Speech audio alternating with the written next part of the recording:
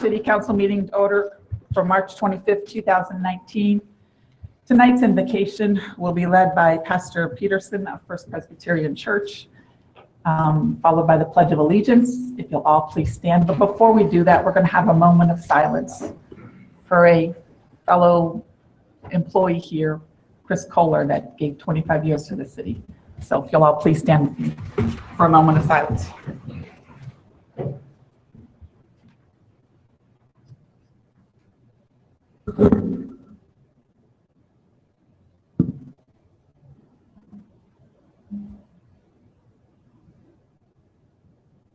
Thank you. Let us pray. Holy God, we thank you for the gift of this day.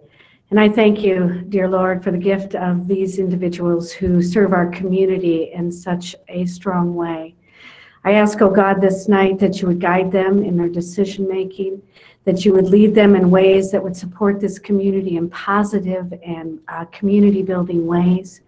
We thank you for their time commitment. We thank you for their dedication. And we thank you for the wards that they serve and all the people that are a part of this great Delaware community. Gracious God, we pray for Chris Kohler's family and ask that you would comfort them in this time of loss. We ask this, dear Lord, in his name. Amen. Amen. Pledge Allegiance to the flag of the United States of America and to the republic for which it stands, one nation, under God, indivisible, with liberty and justice for all. If you'll do roll call, please. Mr. Jones? Here. Mrs. Keller? Mr. Browning? Here. Mr. Rohr? Here. Mr. Hellinger? Here. Vice Mayor Schaefer? Mayor Riggle? Here. Motion to excuse Mrs. Keller and Mr. Schaefer. Second. Motion by Mr. Jones, second by Mr. Browning. Roll call, please. Mr. Jones? Yes. Mr. Browning? Yes. Mr. Rohr? Yes. Mr. Hellinger? Yes. Mayor Riggle? Yes, motion carries. Item 4 is the approval of the motion summary of the regular meeting of council held March 11th, 2019, as recorded and transcribed. What is the wish of council? Move for approval. Second. I have a motion by Mr. Browning, a second by Mr. Rohr. Roll call, please. Mr. Jones? Yes. Mr. Browning? Yes. Mr. Rohr? Yes. Mr. Hellinger? Yes. Mayor Riggle? Yes, motion carries. Item 5 is the consent agenda. Elaine, if you'll please read this into the record. Item A, acceptance of the motion summary of the Board of Zoning Appeals meeting held on November 14th, 2018, as recorded and transcribed. Item B, acceptance of the motion summary of the Parks and Recreation Advisory Board meeting held on January 15th, 2019, as recorded and transcribed. Item C, resolution number 19-13, a resolution authorizing the city manager to enter into an agreement with the Ohio Development Services Agency for the administration of housing revolving loan funds for the period beginning January 1st, 2019 and ending December 31st, 2021. Item D, resolution number 19-14, a resolution authorizing the city manager to enter into an intergovernmental affiliation agreement between the Delaware Area Career Center and the City of Delaware Fire Department. And item E, resolution number 19-15, a resolution authorizing the city manager to enter into an agreement with the Ohio Department of Transportation to participate in the cooperative purchase of road salt through the ODOT winter salt purchase contract. Thank you. What is the wish on the consent agenda? Move for approval of the consent agenda. Second. Motion by Mr. Browning, second by Mr. Jones. Any further discussion? Roll call, please. Mr. Jones? Yes. Mr. Browning? Yes. Mr. Rohr? Yes. Mr. Hellinger? Yes. Mayor Riggle? Yes, motion carries. Item 6 on the agenda is time set aside for letters, petitions, or any public comments for anything that is not on tonight's agenda. Is there anyone in the public that would like to come forward at this time? All right, we'll close that portion. We have Mayor Riggle. I didn't see anybody. Sure, if you'll come forward to the microphone, and then you'll give us your name and address for the record. Hi. You can sit down. Okay, good. I used to a formal setting. That's okay. All right, so hi, my name is Jana Van Hagel, and my address, my personal home address. I don't live here, I have a business. We have 3 businesses we just purchased. Too short. So we just purchased 3 Delaware McDonald's. Would you like one of those addresses or my personal address? That's Okay. fine. That's Right, go ahead. All right, perfect. So anyway, so we just purchased the 3 Delaware McDonald's, and we were inquiring the other day about putting a sign that's illuminated. Right now, the former owner had just bricked it up, had started it, but didn't get to finish. And I guess there's some sort of something on the books that states that you're not allowed to have the lights only if you're a restaurant. Is that the case? We'll have to refer it to somebody else, but if you'll state your case, then we'll get back with you. Okay, so what I would like to have happen is it's set up to where we could put signage on there, and we would like to be able to do that. So I was told that you could do it if you are a hospital, a school, maybe a church. The gas station beside us has visual light letters, etc. But they said that as a restaurant, we were not allowed to, and it was something that the council had decided. And I asked if I could, is that something we could look at? And he said, nope, we don't do it that way. And I said, oh, okay. I said, why? And he said, well, we just don't do it that way. I said, okay. Is there something, there is lights that happen. So anyway, and I asked about maybe a variance or something like that. We're a great community partner. We just came in. We have 27 McDonald's in the area and just new to Delaware, but we love it. We just want to be able to use a sign. Sure.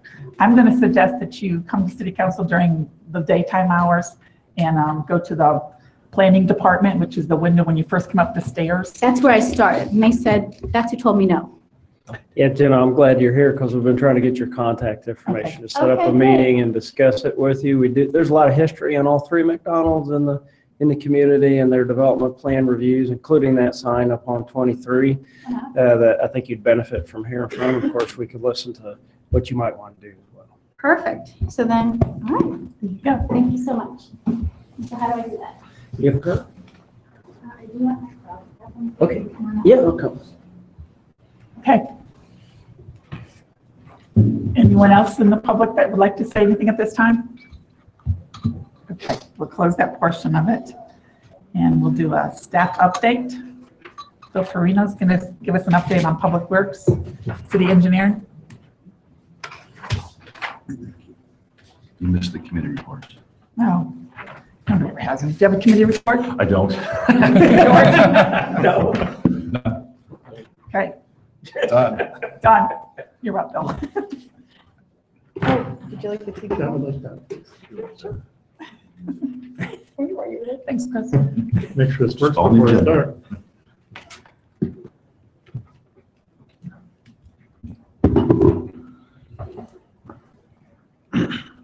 My apologies. Here we go. All right, I've been asked to do a quick update tonight regarding some of the public works activities. As you know, we have 8 divisions, so I could go on for 8 hours, but I won't. I picked We have a 7:30 public hearing, you won't. I think the ones I thought council members here had some interest in, so we'll just go through those.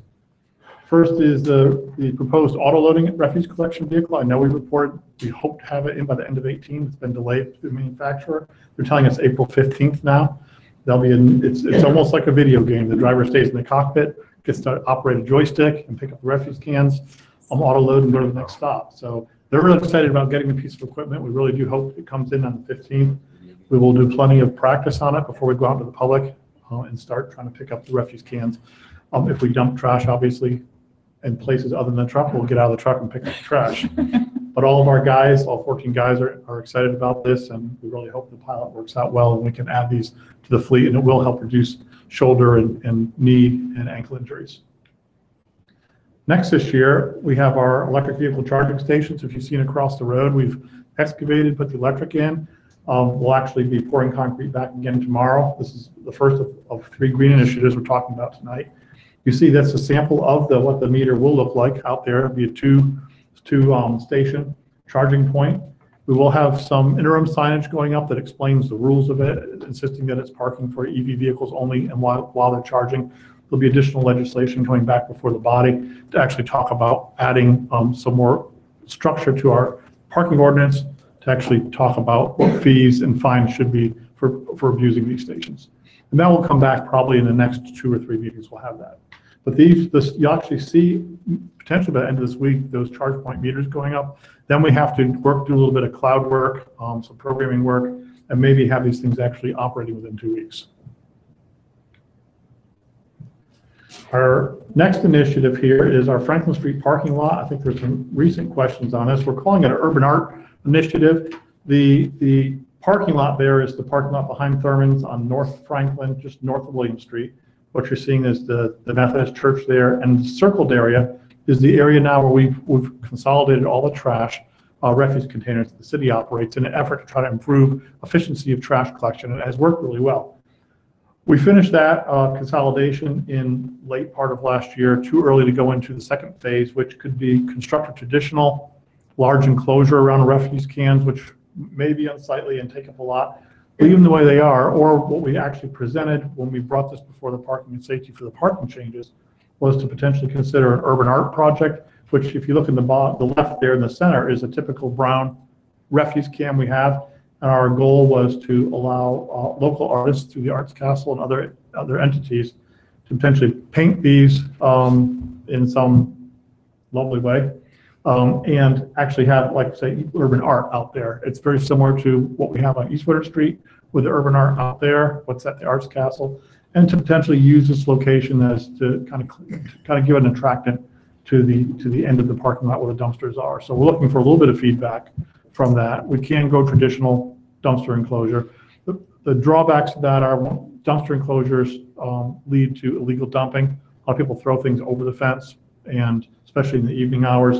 And we've had very little illegal dumping with the dumpsters being in the open, but there are a little unsightly, just the brown dumpsters. So, and I can take comments by email or after if you want to think about these things for a while. It can be Making them pretty still isn't going to make them smell good. And you've got restaurants, and come summer, they're going to stink. They already do. yeah. I've experienced quite a bit of it already, so And that was one of we the need to think reasons. hard about that. That was one of the reasons why we tried to move away from the buildings and the walking paths, was especially the one up to the north there by Chaffee's, is a lot of complaints about the trash around that one. So we pulled that one back also in more into the parking lot. So that's the location we're working, seems to be working in terms of curbing illegal dumping. The next thing is should these be permanent? How do we want to address those up? So this is an initiative we're working on right now. We haven't settled on the final product yet, so it's still open to public comment from council.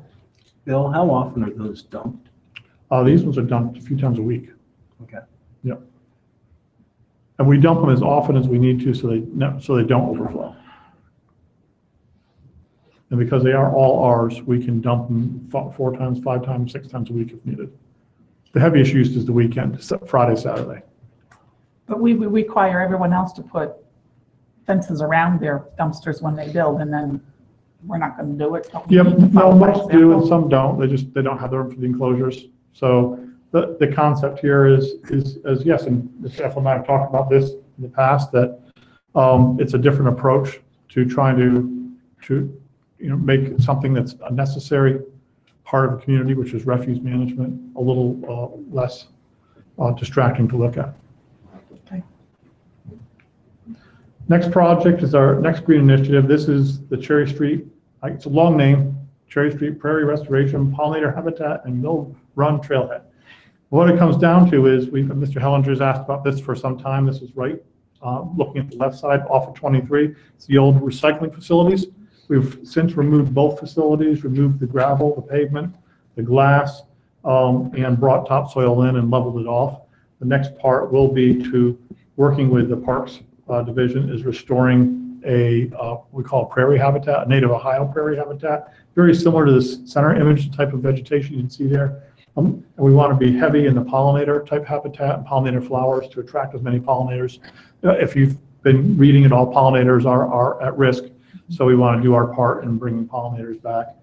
And then the trail there, really very south end of that old refuse area, and then along the river, we want to rework that area into the beginning of a trail, which would eventually go over the river and connect all the way up to the wetland park and further. And that's what we have called the Mill Run Trail. So we're calling this the Mill Run Trailhead, and it sits just north of the kayak launch area right now. So it's a greening up of the area, and again, doing our part to try to make it a little better along the river.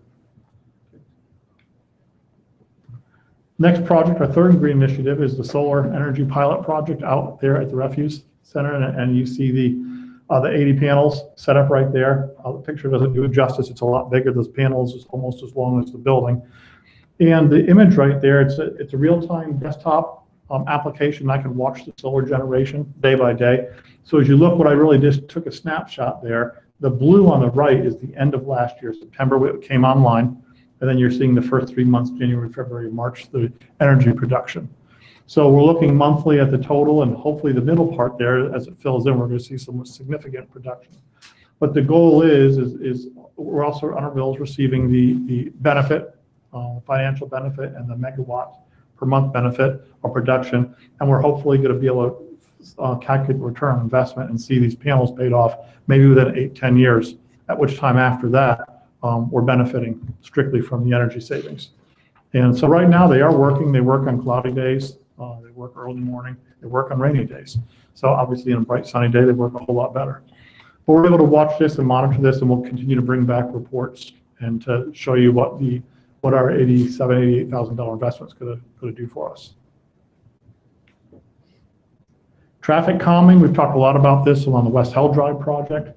Our traffic calming manual is due back in April, and I'll make a more formal presentation on that regarding what's in the traffic calming manual. We'll have some tools in there for West Hell Drive and other collector roads. I just showed a couple images up here of a typical type of new means to manage traffic speeding, and that's the narrowing of pavement through edge lines. You can still be allowed to park, the narrowness of the lanes effectively increases risk and slows traffic down. You also see the speed, the dynamic speed feedback sign being shown there as well. And then on the right, again, a traffic calming neighborhood. It's an emblem that some other place came up with, and it may be something we want to consider to just, again, raise awareness to motorists that be a little more sensitive to the neighborhoods you drive through. So that will come back to the council.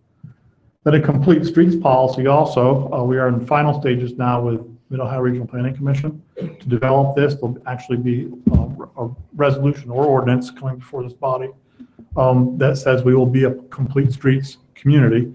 And what that means is we will look at all of our streets a little more holistically. We'll look at not just the traffic needs, but the pedestrian needs, the handicap needs, cycling needs, parking needs, and maybe consider modifying some of our streets. Certainly the new streets we build will try to follow the policy, but existing streets, this is a typical downtown type area that somewhat mimics how downtown Delaware is used.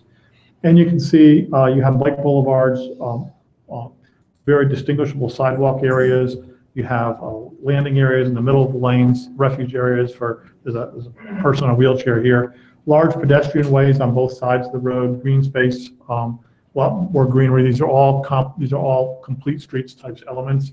So our policy will come forward and say that we want to be a complete streets neighborhood. Why it's significant is because what I see happening with federal dollars is being a mandate that you have to have complete street elements built into your new projects in order to receive the funding. So we want to make sure we have the right legislation in place. Before you leave the screen, we saw this picture, I think, at the Yes. retreat. Yes. With AEP's new ruling that lights are only on one side of the road.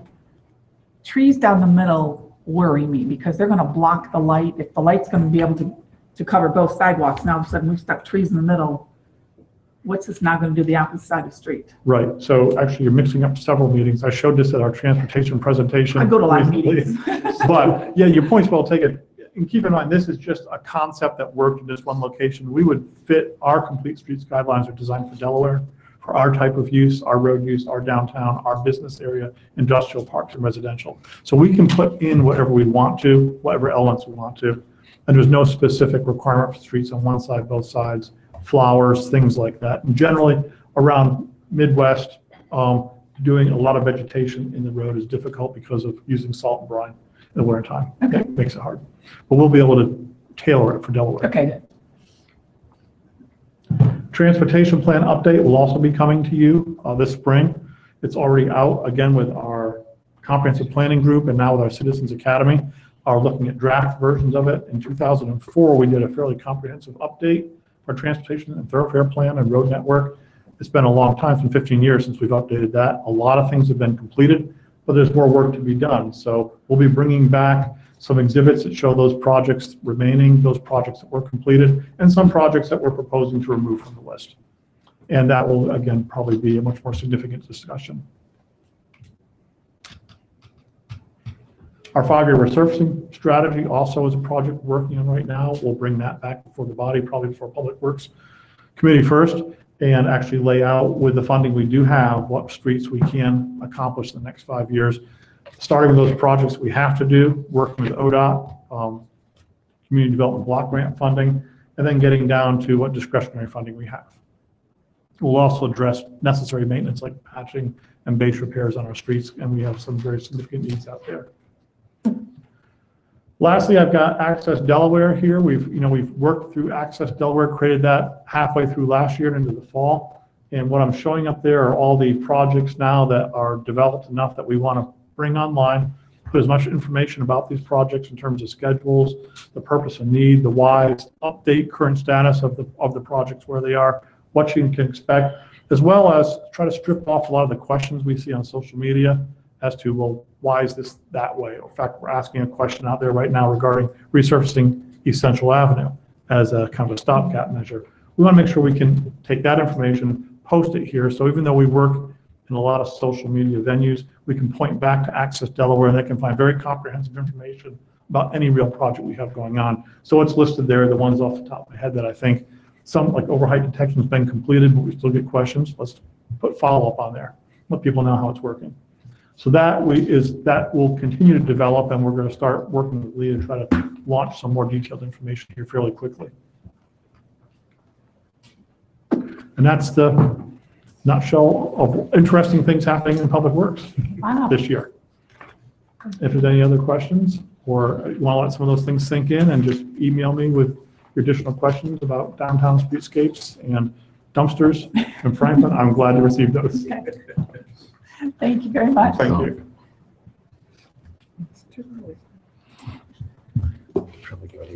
Okay, well, let's go down to item 11. This is Julie for public hearing.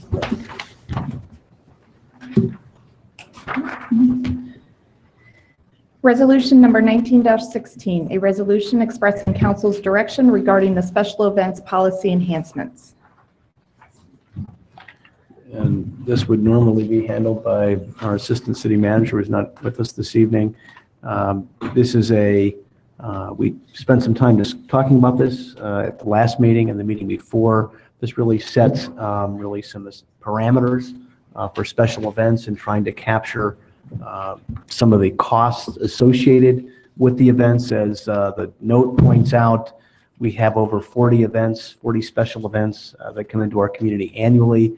They're handled by our special events committee.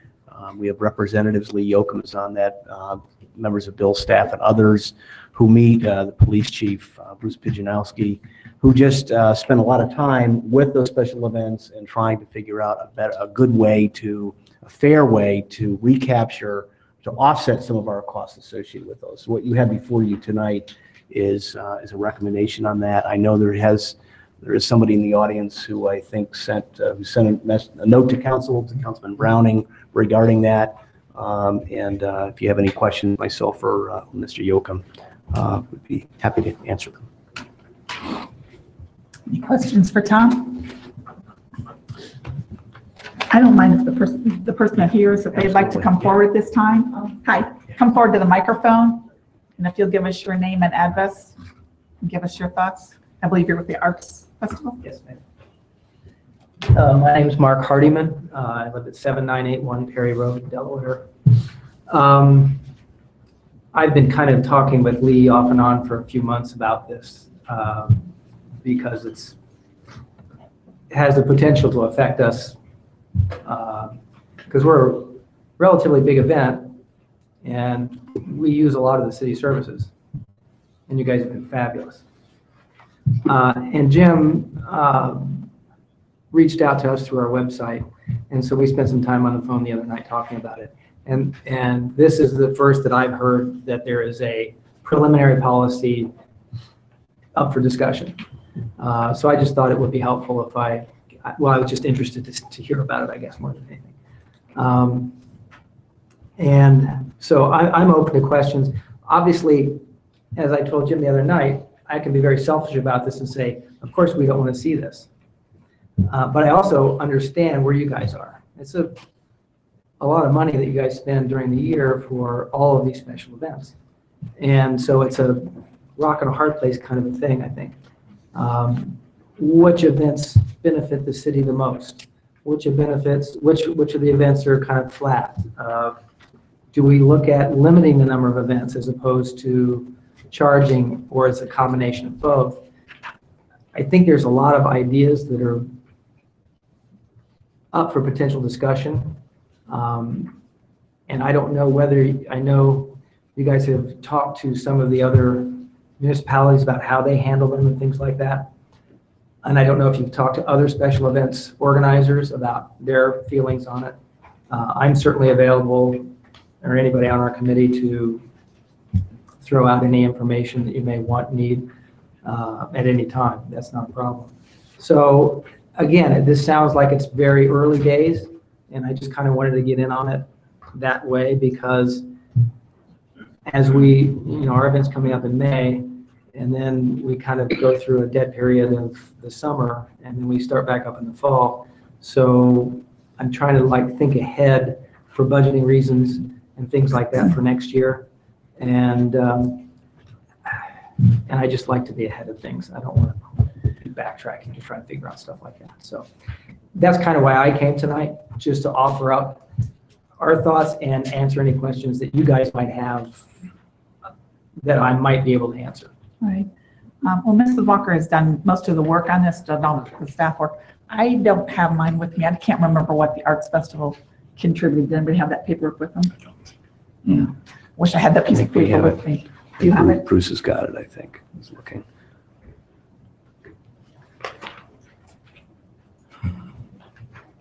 Didn't mean to put you on the spot there, Bruce. It's like the total, the Arts Festival is $13,000 amongst all departments. And then what did they contribute? Nothing. Okay. And I'm not picking on you. Nope. The list is quite long. I get it. 27 events. I understand. We want events here in Delaware. I think we become a destination, and I think people want to come here. So we just need to figure out a way to make it all work for everyone. And that's what we're doing our best to do. Sure, I understand. And one other thing I'd like to bring up in the conversation with Jim, he wasn't aware of it, and I don't know. I'm finding out more and more people to bring up. The Arts Festival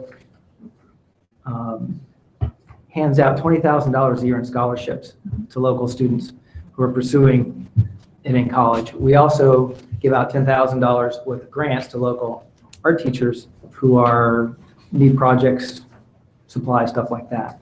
So, I think that's another important aspect of when you look at the individual events. They almost have to be taken on a case-by-case basis in a way, I think, or a group-by-group basis. So I just wanted to put that out because a lot of people aren't aware of that. And I was surprised that the more people I talked to, they aren't aware of that. So I just kind of wanted to put that out here in public. So, I appreciate it. other than that, appreciate the Just time. real Sure. quick, just in terms of this policy currently before us. Mhm. So if this were adopted, I believe you would fall under 501c3, Mhm. where there's no participation fee. You're not running a running event or anything. I think that has to do with events. It would be 50% or $5,000, whichever is less, given the calculation that the chief just gave us. It'd be Be 5,000. Is that what does that do to the organ? We've talked about this in the past in Yes. terms of last year was kind of a transitional year and we didn't Yep. we didn't charge. What does that look like for an organization like yours? In terms It's of that type of an expenditure to help offset our costs. It's hard to believe, but it's a fairly big expense because we run a very tight budget. We have corporate sponsors that buy booth space, and we obviously have fees from the artists and from the food trucks.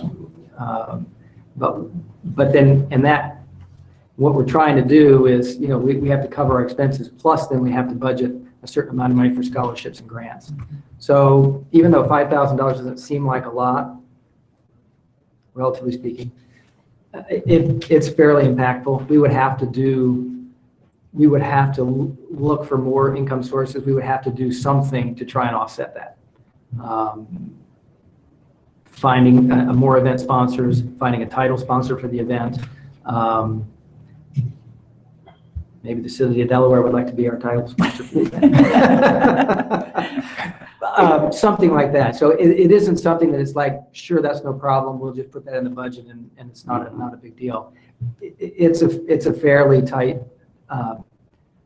financially, it's a fairly tight budget to where we don't have a whole lot of wiggle room at this point. Which is why it'd be nice, when this policy goes in, to have as much lead time as possible so that we can do what we need to do to try and make this work better. So, and that, again, I'm speaking strictly for the Arts Festival. I don't know about the other events or anything like that. So, hopefully that gives you a rough idea of kind of where we are. Okay, thanks. Thank you very much for coming, and I'm sure that Jackie will get a hold of you and Sure. you can share. Thanks for moving it up to me. Sure. Thank you. Okay, the time is 7:30. If you will read the, can't remember what number, hang on, I gotta go back. Number 8. Number 9, I'm sorry. Ordinance number 19-07, an ordinance amending chapter 1121 and 1143 of the Planning and Zoning Code of the Codified Ordinances of the City of Delaware. Chris, I believe this is you. You're sitting in for Darren tonight. That is correct, Mayor. And as council can see, this ordinance effectively would institute a zoning requirement that if a massage establishment going forward wants to open within the city of Delaware, if it wants to gain a certificate of zoning compliance, they would have to certify that the individual operating it or supervising it is licensed to practice massage therapy by the State Medical Board of Ohio. Based on some ordinances that have been adopted by other municipalities, I did carve out a number of exceptions for individuals licensed under the Cosmetology and Barbering Board, the Board of Nursing, Occupational Therapy, the Chiropractic Board, or the State Medical Board. And currently, it's my understanding from my discussions with Mr. Eflin that these businesses are permitted right now in B1, B2, and B3 and B4 districts. So the ordinance would also add licensed massage establishments as a use within those districts rather than them being considered allied medical services as they have been in the past. Any questions, Ms. Fowler? Okay. Real quick, is your final version of the ordinance, is it completed yet? Yes, this is All right. it here, the one that's for council. Okay. Nothing else? Okay, we'll open this up to the public. Is there someone here that would like to speak tonight on this? And if so, if you'll raise your hand. Okay, if you'll come forward.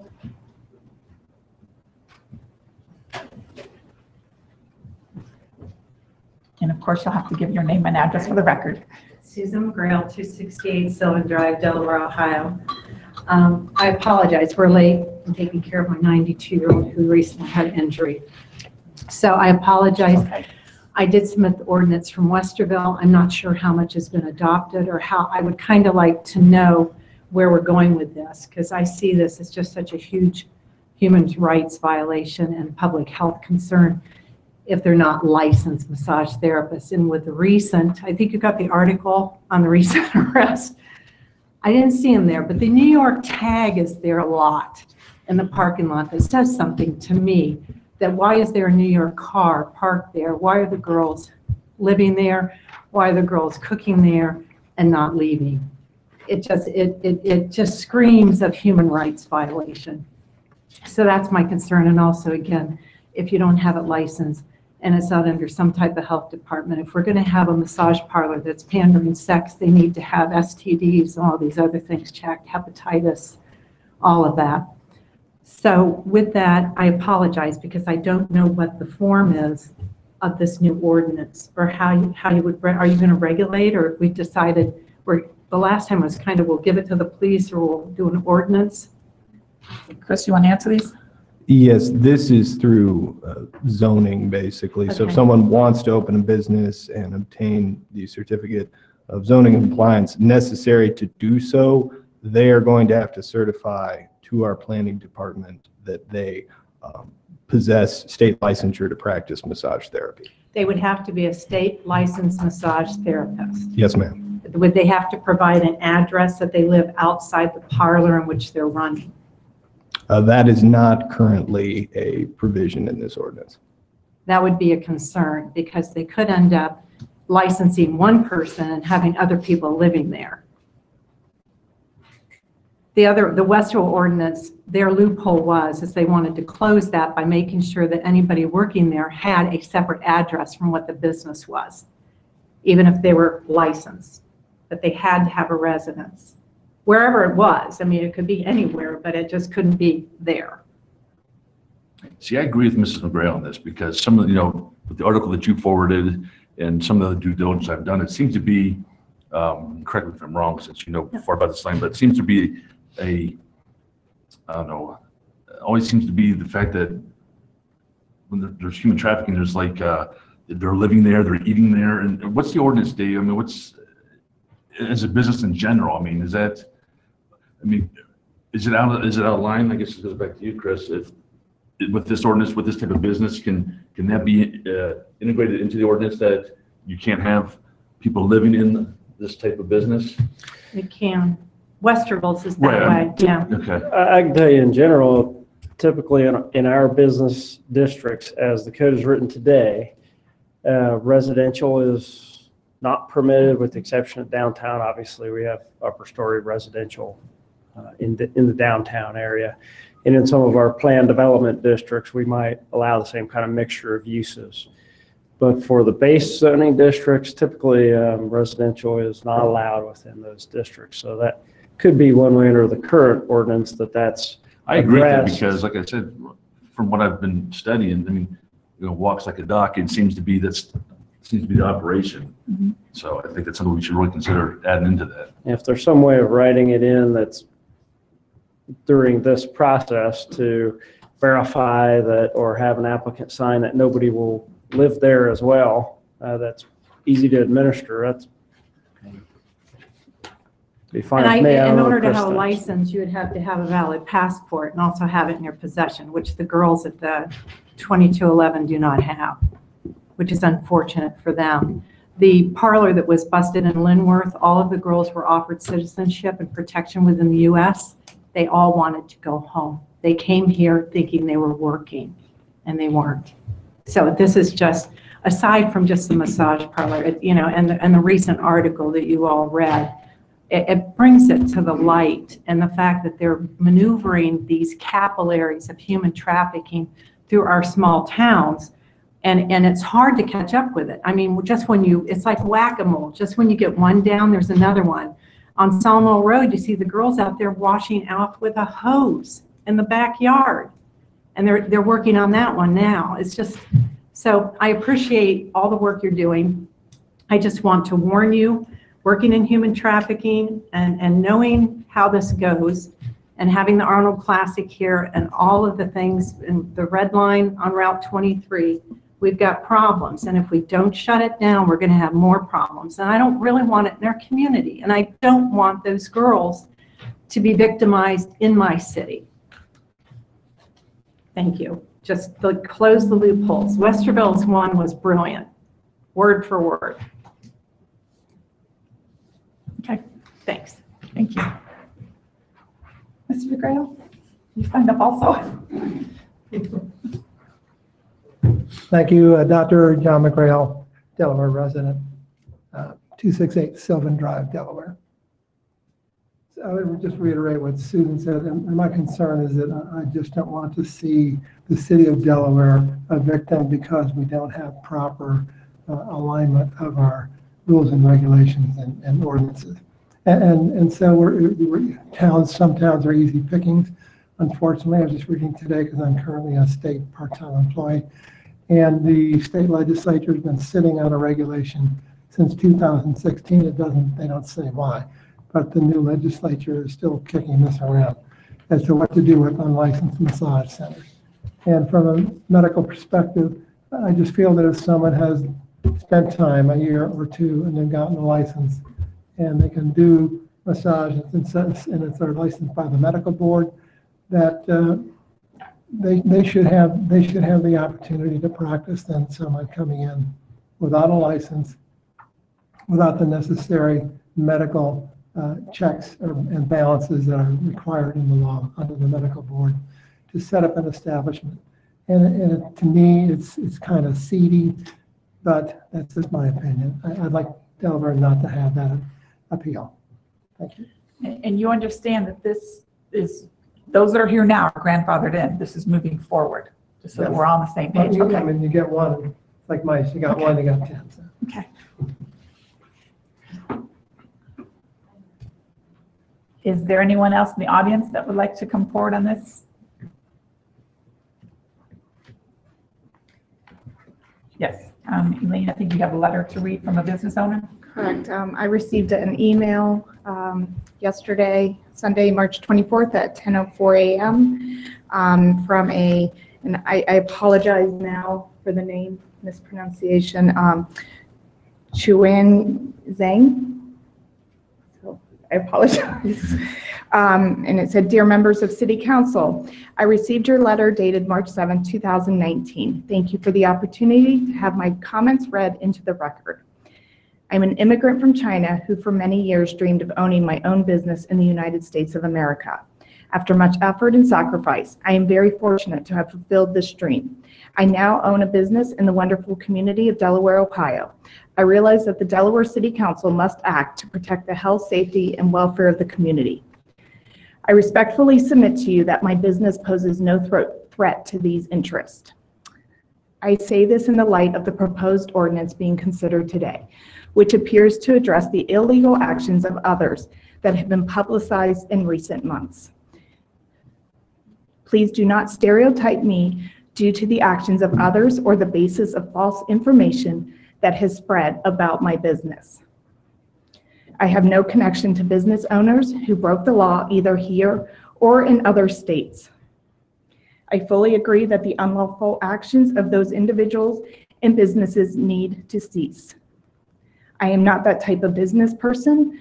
I am not the stereotype that some would have you believe. It is my understanding that the proposed legislation is preventative in nature, applying to future businesses without effectively currently established businesses possessing valid certificates of occupancies. I hope this is your intention. Again, I thank you for the opportunity to express my thoughts and concerns to you this evening. Sincerely, Ms. Zhang. Thank you.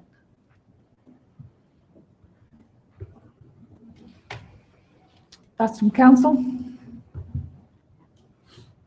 you agree with what Chris spoke about? Changing it to make sure that there's no residents out there at that time? I think that's probably a good add. But isn't that, according to what Dave said, that's already in the zone? So why do we have to write it? Why do we have to write something that's already in our I'm not saying we do, it's zoning just, code? Well, I mean, I don't understand why we would want to repeat something if it's already in our. Well, again, and just to be clear, it's not in the B2 district, the downtown, and we do have at least one relaxation massage entity in downtown that's been established, just for example. And then there are some planned development districts that would allow a variety of uses in there as well. So those obviously take case by case, and you'd have an opportunity to review those use lists. We'd have a specific use for this, either in or out of those lists. So, just want to make sure you understood that. right. Chris, what are you thinking? You think you'd like, either Chris, you both jumped up. Well, you know where I come from. So. I know. Yes, I mean, I can certainly add it to the proposed ordinance. I tend to agree with Dave. We don't want to necessarily have duplicative zoning if it's already in there. Not having researched exactly what the zoning is with regards to individuals living in businesses, I defer to Dave for now. But I can certainly look into that if that's what council wishes to add to this ordinance. Well, if it's duplication, then no.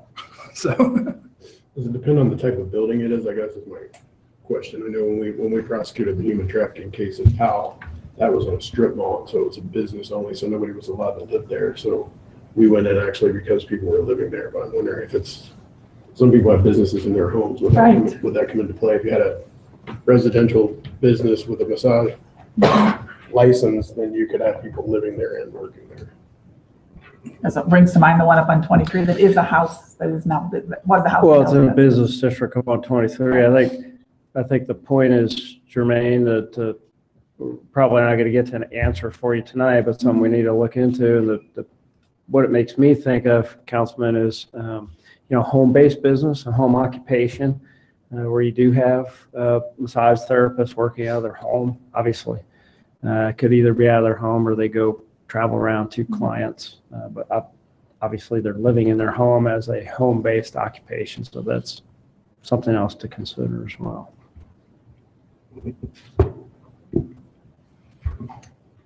So does that mean that Dave and Chris will get together and talk about this a little bit more? I think so, yeah. I think this needs to go to another reading. Okay, yep, just making sure. This definitely needs to go to another reading.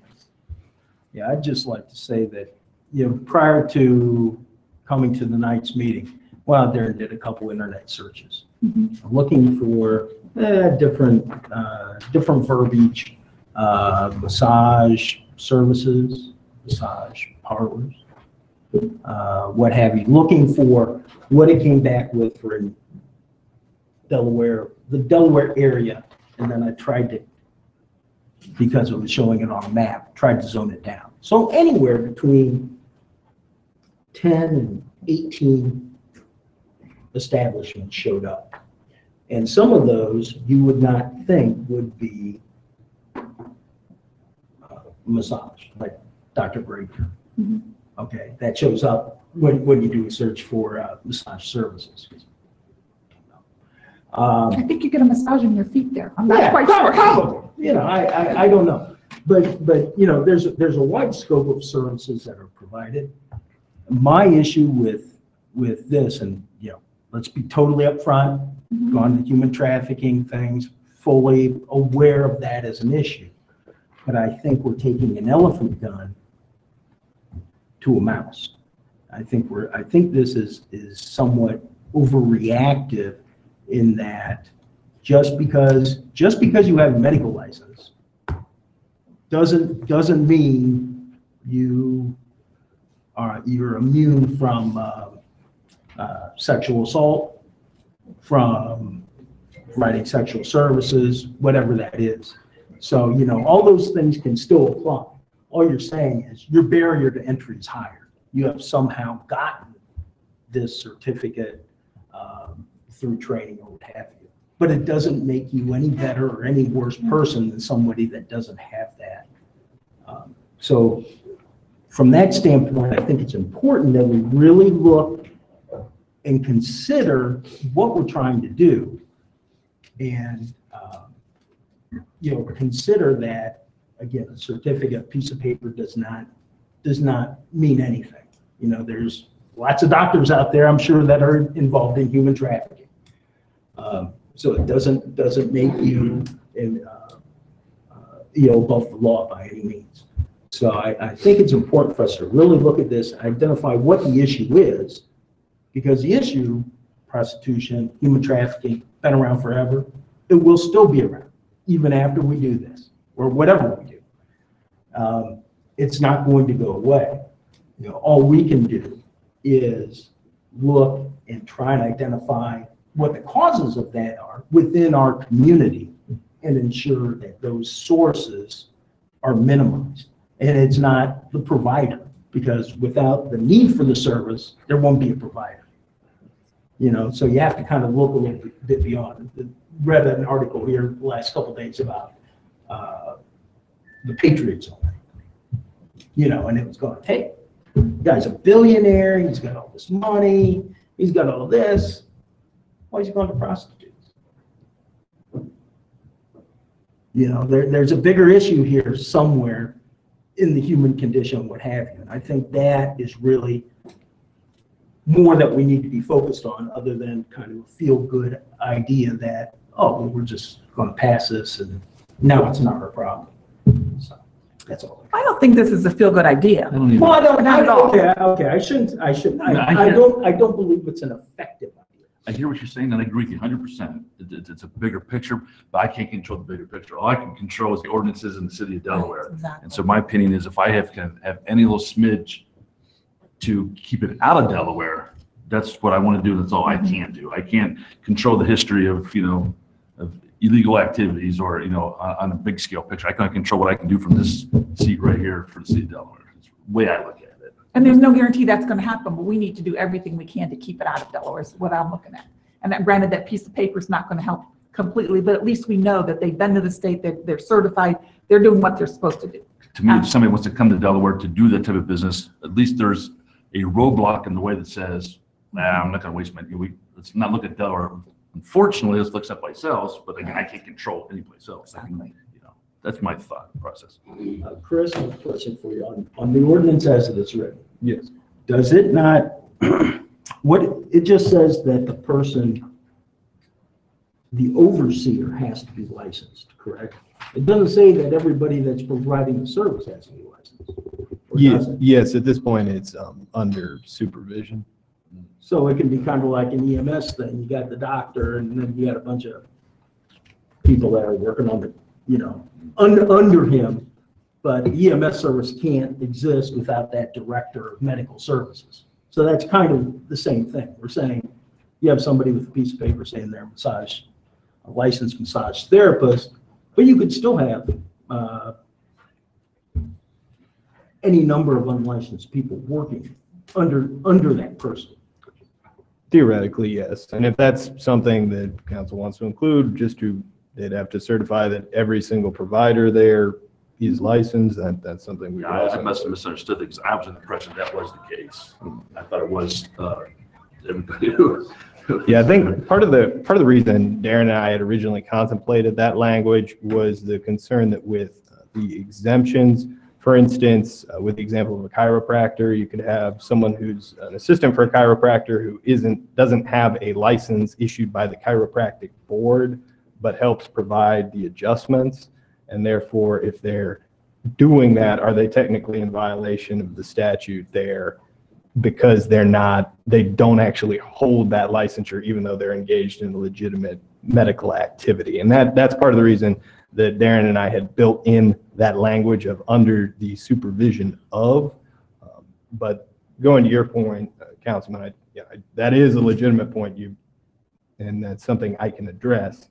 But I would just raise the concern that you could potentially, with regards to the exemptions of the chiropractic board, the nursing board, cosmetology, potentially you could run into an issue with individuals there if they're doing it under someone's supervision, but they themselves are not licensed. Using your example as a chiropractor, if I'm going to chiropractor and someone's working on me, I don't care if it's a doctor or not, they better be licensed. So I can't imagine a chiropractor not having all of his employees licensed. Sure. Well, and I don't know if we checked on that or not. Yeah. I mean, I would want anybody to be licensed. I don't think, that's just my opinion. I agree. How do you two feel? I don't know enough about the subject matter. Yeah, I think we need to look into that more. Medical staff needs to be. I think part of it is a matter of administration too. Obviously, for someone getting a certificate at the window, they could provide us certificates for all the therapists. Mm-hmm. But tomorrow, they could have a different therapist. Westerville's ordinance tries to account for that, but I can envision difficulty administering and enforcing that. Not that that isn't necessarily a reason to have the code, but given the resources and just the ability to keep up on that particular test, together with what Chris was saying, I think, if the overarching entity is licensed and has to go through a licensure at the state, there are tests that they have to go through to get those licenses, maintain their business, maintain their licensure. And that's kind of where we were coming from. And just to address one point with council, with regards to the models with the more larger administrative structure such as that adopted by the city of Westerville, that is something that we are well within our legal authority to do, but that raises the question of staffing, of which department is going to administer all of these affirmative checks and something of that nature.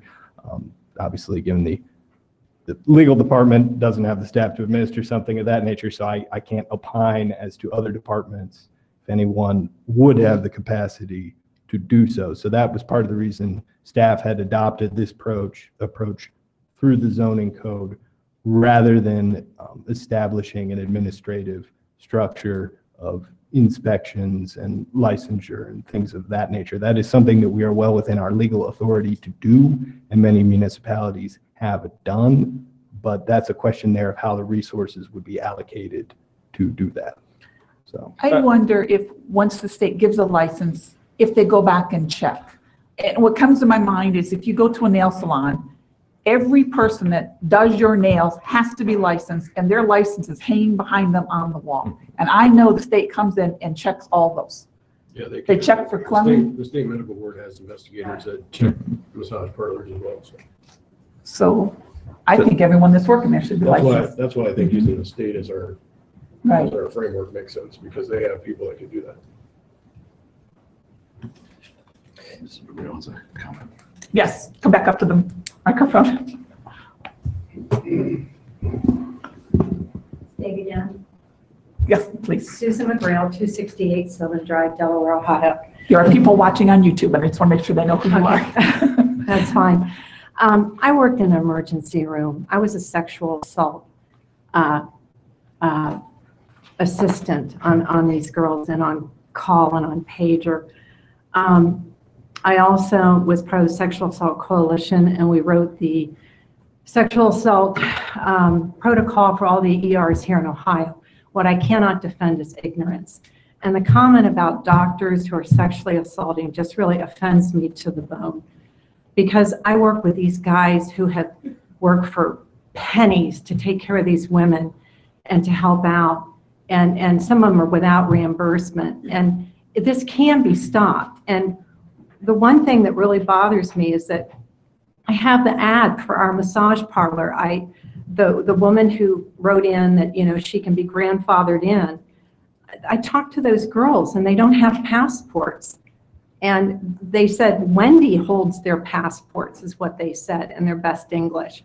And when the police interviewed them, they said that they couldn't speak to them because they didn't speak English. But one spoke English to me and the other spoke English to one of my counterparts in the neighborhood. We stopped in to find out what they had to offer. We were curious. We weren't assaulting them. We were questioning them. Was I suspicious? Yes. But I was just kind of on a fact-finding mission. I couldn't even get through the door because it was pitch black. And Carolyn, I've showed you this ad on the back door where it shows girls, girls, girls, young girls, hot girls, and, you know, hot tamales and all this stuff around this kid that I don't think she's 16. And she's in this place. When I saw her, she was just caked in sweat with a t-shirt, no bra, and hot pants. In here, she has makeup on, and she definitely is very bosomy. And this is on Craigslist back door where they shut it down. This is from our 2211 parlor. So the number one purveyor, and I hate to say this, but I was just in a sexual assault conference. The number one purveyor of massage parlors are police. Number two is white collar. And I forget what the three are because I would still have my jaw dropped at police because our son's a cop. But he's warned me about this. And with the New York tag in that lot, it's very concerning. And if we allow one and grandfather it in, then we're allowing others with the loophole of, well, can we license a massage therapist if they are in their home? A licensed massage therapist within their home is a massage therapist that has a license with the state of Ohio. They are checked by the medical board. It's like my husband has a medical license, like your tech does. They're monitored. They have to apply. They have to present as a legitimate situation. What's going on is not legitimate, and I don't know how any investigation could prove otherwise. I'm just really discouraged at that because even within our neighborhood, for people who went in there, they couldn't even speak about what occurred when they left because they were given coupons and they did not get a massage, or what was going on wasn't going to be a massage. And it's a nice teasing point, but it's still a human rights violation. And these girls deserve being rescued and getting out from underneath this. What they came here for was an opportunity not to be servicing our community in the way they are. So, but again, the comment about the physician was just really low. And I think that in any profession there is, as working in an ER, that there is the ability to abuse, but not everybody's a bad apple in the bunch. Thank you.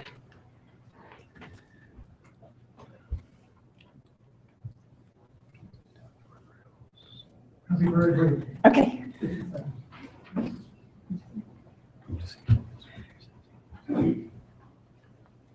Dr. John McGrail, Delaware resident, 268 Sylvan Drive, Delaware. Just so you know that the medical board in Ohio is the toughest board in the 50 states. They are fearsome. The regulations that they apply to MDs carries through everybody, whether it's people who are doing hair, chiropractic, massage. They are strict and they regulate. And the ludicrous idea that a massage therapist would have 10 or 12 assistant massage therapists doing their duty, it just doesn't fly. So the city of Delaware does not have to put in the wording to cover what the medical board does. You can look up their ordinances and their regulations, and they're strict, and they're defined, and they're well regulated. Thank you. Okay, so Chris and Dave's gonna work on this and we'll bring back. And just to clarify, so first of all, want to verify that individuals aren't living in the business. Correct. And second of all, is it the wish that everyone be licensed, just strike the language regarding the supervisory capacity? Correct. Okay. That's my opinion. Mine too. Okay. All righty. Anybody else on this? Okay, we'll close the public hearing. And this will come back in 2 weeks on April the 8th. We'll move on to item 10, which is the 8 o'clock public hearing. Elaine, if you'll please read this on the record. Ordinance number 19-08, an ordinance prohibiting smoking within 50 feet of recreational facilities of city parks. Ted Miller is not here this evening, so we're going to turn to Chris again. Yeah. Based on the comments at the past meeting, and I think some concerns that have been brought up, I'd struck the language relating to smokeless tobacco and put in 2 definitions here directing council's attention to proposed B3 and B4 of both smoking and also use of electronic cigarettes. Those are actually taken from other portions of the Ohio Revised Code. So those are there. And then with regards to F, the recreational facilities, here I've specifically defined what those recreational facilities are for which you can't smoke within 50 feet of them. Those are defined here as playgrounds, athletic fields, aquatic areas, picnic shelters, restrooms, not the Hidden Valley Golf Course. And I also, I believe, specifically added the pickleball court as well as the tennis courts. Okay, any comments or questions for Chris before we get started? All righty, this is a public hearing. If you're interested in talking on this, if you will raise your hand, we'll bring you up to the microphone and you can state your name and address and tell us what you're thinking.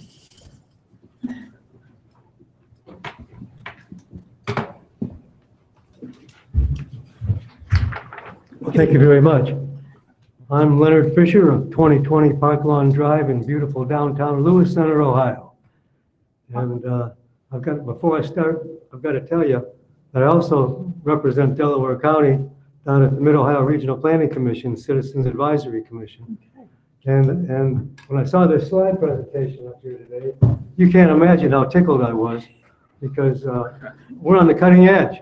This is where we should be here in Delaware County. So that was a really great presentation. Thank you very much. But right here, I'm here as the chair of the Tobacco Free Delaware County Coalition. And our coalition is represented on the coalition. We've got healthcare providers, educators, the American Cancer Society, the American Heart and Lung Association, Drug Free Delaware, and our juvenile judge, Judge Hemanowski, is on our coalition. So we really care a lot about what's going on here in the city of Delaware and what people are doing and how we can help make it better. And so starting off here, I'd like to talk about the importance of role models. And I'd like, if you would, for each of you to think back when you were kids. And the older kids maybe were playing baseball or some other sport. And you as a younger kid maybe wanted to play. And you kind of looked up to those kids and what they were doing, maybe what they were wearing was pretty important to you. If they smoked, I grew up in Detroit, if they smoked, you kind of wanted to smoke. That was pretty cool.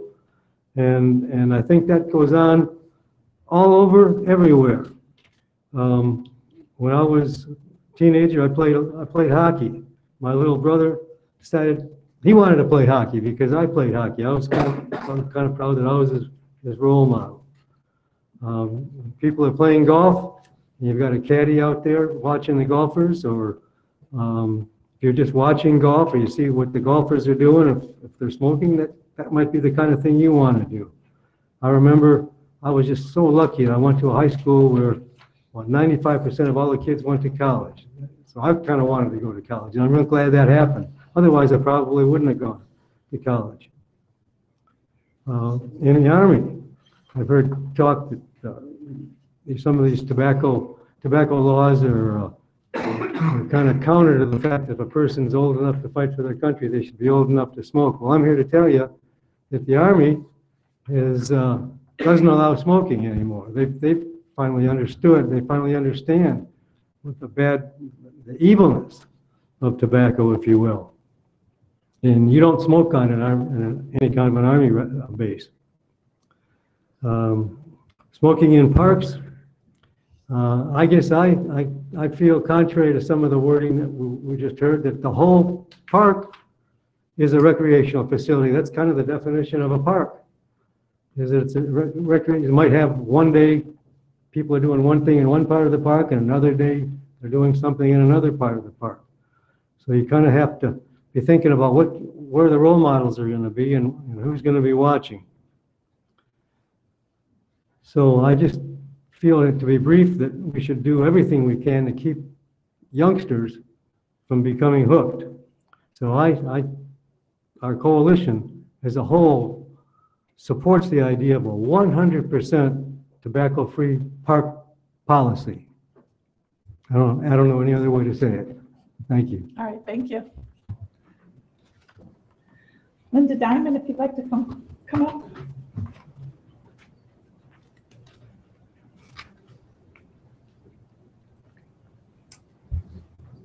Good evening. My name is Linda Diamond. I live at 153 North Washington Street here in the city of Delaware. Madam Mayor and City Council, I would like to advocate for 100% tobacco-free parks for the city of Delaware.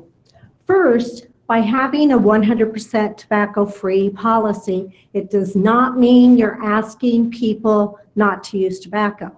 You're only asking them not to use tobacco while they're short stay in a park here in the city.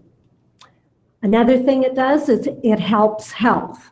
There are a lot of people that use parks that have breathing problems, such as asthma and COPD. This would help that. It would cut down on litter, such as cigarette butts, spit cups, tins, and other tobacco packaging. The signage would be easier to write and have, and also easier for people to understand. Enforcement is much easier when all tobacco products are used or are in the policy, rather than people not knowing, is my product one that is covered or not covered? But most importantly, it provides positive role models for our children. As Len said, they will not see the people that they look up to using tobacco products. For these reasons, I support 100% tobacco-free parks for the city of Delaware, and I thank you for the privilege of your time. Thank you. Travis? Okay. Abby?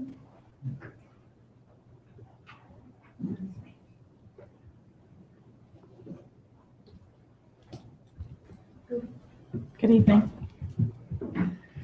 My name is Abby Trimble, and I live at 181 North Washington Street. And Madam Mayor, members of council, I know I've already spoken and provided a statement, but I did want to make a point that our schools in the county they have tobacco-free policies. They're also working towards 100% tobacco-free policies. Delaware Area Career Center has a 100% tobacco-free policy. And the city of Delaware, Delaware City Schools, has also been working on policy language to kind of catch up with the times. Some of it was, the vaping and the e-cigarettes were missing when they first worked on those policies. So I'd like to, bring up the point that, they're including all tobacco products because they see, again, I'm going to bring up the role model thing. We're modeling a healthy behavior for our kids by including all tobacco products. If you look at any product on the market, it all started from a tobacco leaf. That is where the nicotine came from. And so all those products are related back to that. And that's the addictive piece in these products that we're trying to keep kids from getting their hands on. As many of you might know, we have a vaping issue with our teens. I don't know how much you're aware of that within the school districts. I've spoken to many students at Olentangy. They've reached out to us. I actually got a call today from a mom who's concerned because their 16-year-old is addicted to vaping and wants to know what resources and things. So by including 100% tobacco-free policy in the parks, it's just going to keep consistent with language that others are trying to keep up with, and that we're not saying that one product is more or less important, I guess, than the other. So that's just the point I wanted to make, and thank you for your time. Thank you very much. Mr. Paxton? Ed Paxton, 153 Glengarry, owner of Woodland Cigar at 46 North Sandusky. One of my fondest memories is when I started playing football in 5th grade. Now, practice wasn't so fond, but Saturday mornings in the fall, and the dew, the smell of the dew, and the smell of somebody having a pipe or a cigar 100 yards away, it's weird, but it's one of the smells I remember playing football. I played football for 12 years, never smoked a thing in my life. Until 1990 when I started smoking cigars. I guess my point about all this, it's kind of ridiculous. I guess I would say pass the law, but let's pass a law that says when I'm out on my bicycle, I don't want to see a school bus accelerate in front of me and blow a big puff of black, smoke in front of my face as I'm riding my bike. I think if this law is to be passed, it has to go with the golf course. It has to go with everything. The bottom line is you're not going to be able to, number one, enforce it. Now, I'm talking from a cigar standpoint, not a cigarette standpoint. I don't like the smell of cigarettes. It's weird. But if somebody's sitting behind a baseball diamond smoking a cigarette, look, there's a sign there that says 50 yards from the diamond or whatever. Please move. A lot of times, I'm guessing 9 out of 10 people would say, hey, man, use some dirty words and say, put that thing out. But people have forgotten to be nice. I've had people ask me to extinguish my cigar, and I'm 150 yards away from something. But they kind of settle up beside me. Hey, why don't you put that thing out? I'm like, no, but I'll die for your right to ask me. The problem is, you can't enforce it. Coming from a family of cops, they don't want to get called over to Mingo because somebody's walking down the path with a cigarette or smoking a cigar. It's just undoable. Put some signs up. Please refrain from smoking 100 yards, 50 yards, 100 yards from the ball diamond.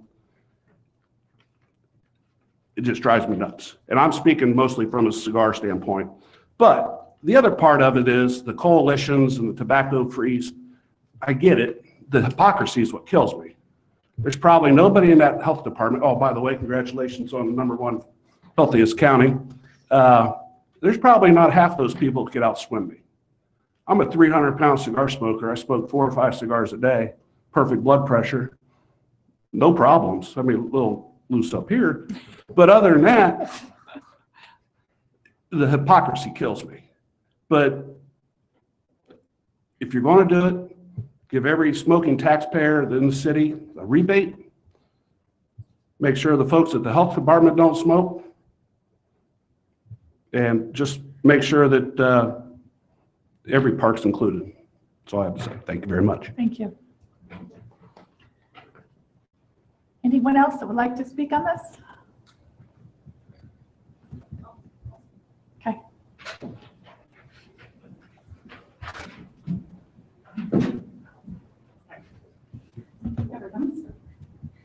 My name is Kelly Bragg, and I live at 146 West Lincoln.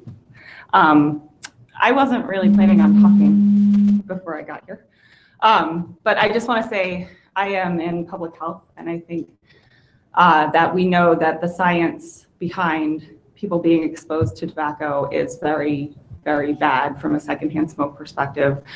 We know that tobacco is one of the major killers of in our country, and I've been in public health for about 15 years, and it's one of the worst things that we have. And sorry, I didn't have anything prepared.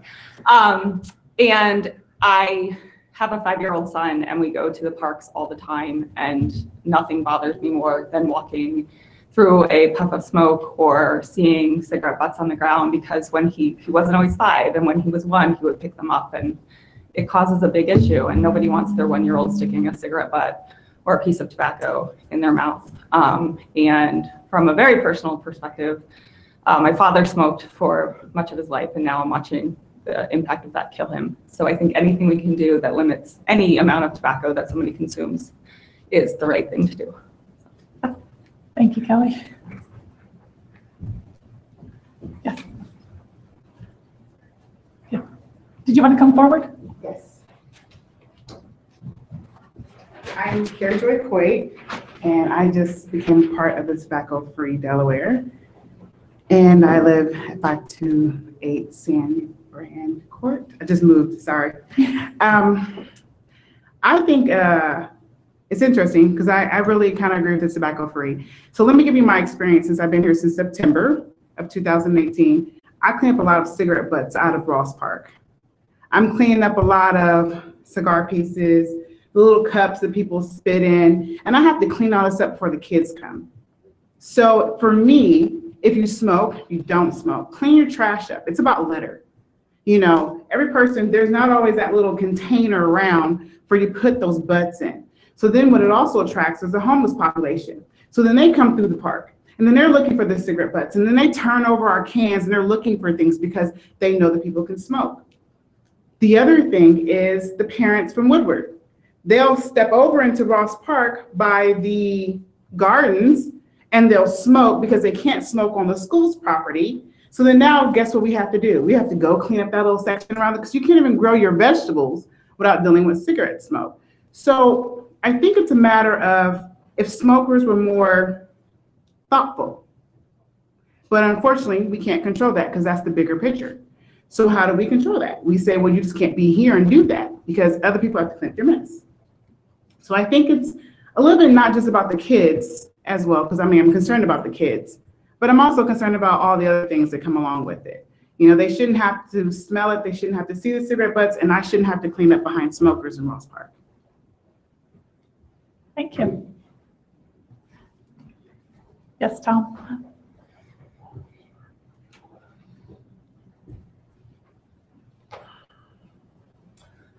Good evening, Tom Wolver, 272 Hearthstone Drive.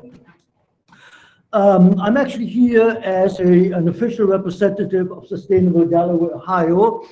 SDO met in February and March and discussed the issue. We do have our differences. Sometimes we squabble about policy, different policies, different visions.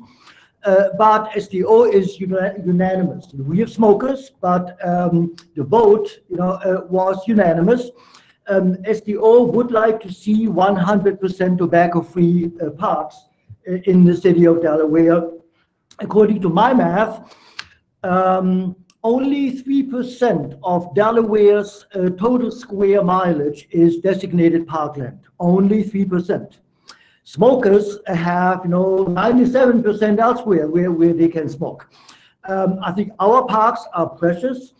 I agree with the previous statement that suggested that the whole park is a recreational amenity and facility. Those parks should be set aside for smoking should not be permitted in them. I've participated in numerous cleanups over the years, and cigarette butts are the number one in terms of quantity, the number one trash items you find. They are ubiquitous. They are everywhere, including our parks. And just as I don't want to go off on a tangent, but as the side, you can do experiments. People have done experiments. They take a gallon of water and put a little minnow in it and a cigarette butt. That fish is dead in an hour. If you add 2 or 3 or 10 cigarette butts, that reduces the time. Little fish, little minnows will be dead within minutes. If there are enough cigarette butts, toxic stuff in that aquarium. All these cigarette butts, so many of them, get washed into the Delaware Run. They end up in the Olentangy River, and pollute our waterways, our watershed. Many communities get their drinking water, from the watershed. So that's another added, consideration why parks should be smoke-free. Okay, thank you. Thank you. Anyone else? Okay, Jim Browning sent me a message today that the Park and Rec board. Yeah, a lot of folks on the Park and Rec board were disappointed not be here because they were, they're on spring break with the schools. So I was going to ask if the hearing could remain open until the next meeting where they can comment. Absolutely. Right, thank you. Mm-hmm. So thank you all for coming tonight and giving us your input.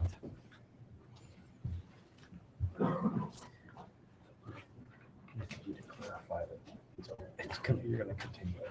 Yeah, we will continue this April 8th when everyone else can come back and listen to what they have to say. Can we come back a second time? You sure can. For a brand new speech? You sure can. I look forward to it. Okay, item 12 on the agenda. If you'll read this, please. Resolution number 1917.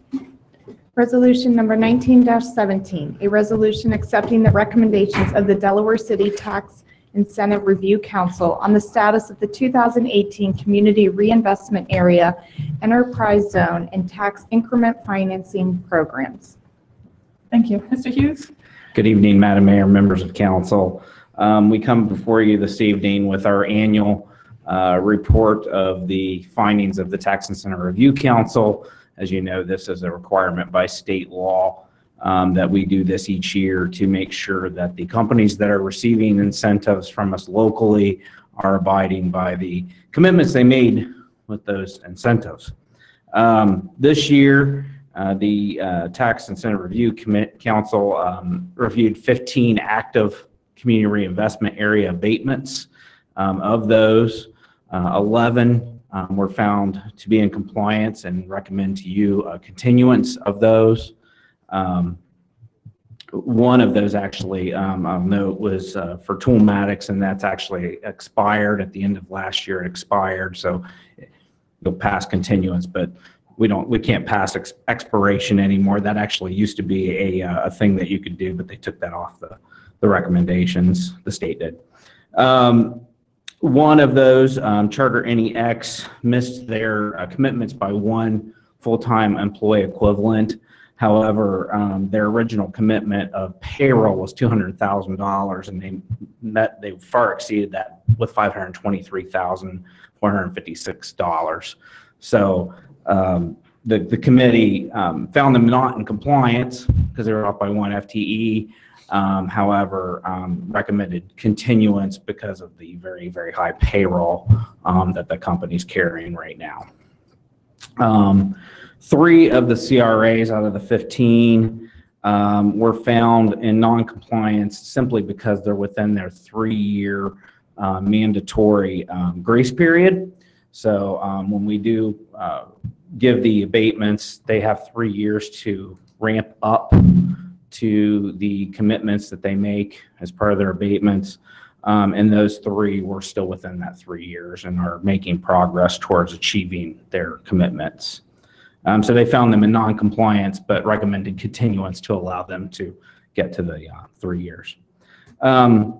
They also reviewed 11 active TIFs, tax increment financing agreements. As you know, those aren't really tax abatements at all. They're actually redirection of tax monies, property tax monies towards public infrastructure projects.